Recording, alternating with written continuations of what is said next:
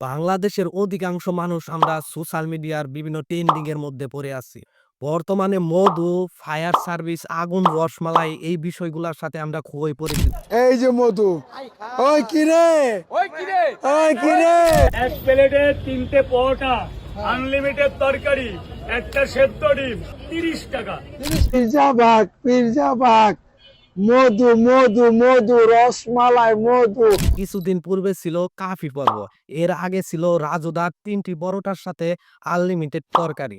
বর্তমানে ফেসবুকে ঢুকলে আমরা এগুলোই তো দেখতে পারি, তাই না?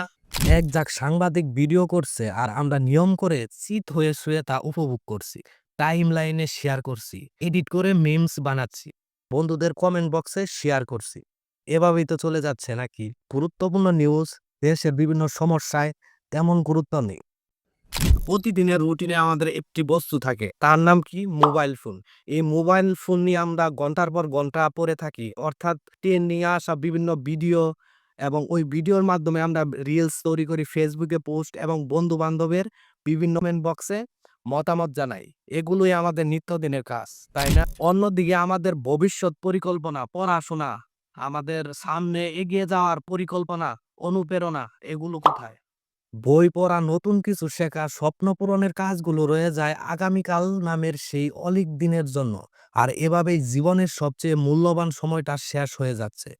বিশ্বের সফল মানুষদের দিকে যদি লক্ষ্য করেন, যেমন ধর্মীয় আদর্শিক ব্যক্তিবর্গগণ, এছাড়া Steve jobs, Elon Musk, Jeff Bezos, mark Zuckerberg সহ হাজার হাজার মানুষ যারা পৃথিবীর ইতিহাস বদলে দিয়েছে, তারা কি আমাদের মতো অযথা সময় নষ্ট করত?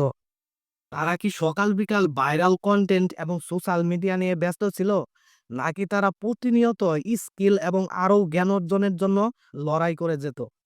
আর আমরা কি করছি? আমরা সময়ের মূল্য বুঝতে পারছি না। পৃথিবীতে অনেক বিখ্যাত বিখ্যাত মানুষ, তারা বিখ্যাত কেন? তারা প্রযুক্তি তৈরি করে আর আমরা ব্যবহার করি, এবং এই প্রযুক্তির মধ্যে প্রযুক্তি একটা অস্ত্র।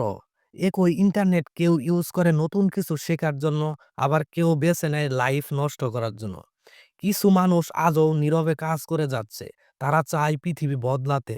তারা আমাদের মতো অযথা সময় নষ্ট করে না। প্রশ্ন হলো, আমরা আসলে কোন দলে আছি? যারা স্বপ্ন দেখে তাদের দলে, নাকি যারা স্ক্রলিং করে এই সোশ্যাল মিডিয়ায় ডুবে আছে তাদের দলে? স্বপ্ন পূরণের জন্য এইসব থেকে দূরে থাকা খুবই জরুরি। তা না হলে আমরা বাঙালি জাতি অনেকটা পিছিয়ে পড়ব, ধ্বংসের দিকে পতিত হতে থাকবো।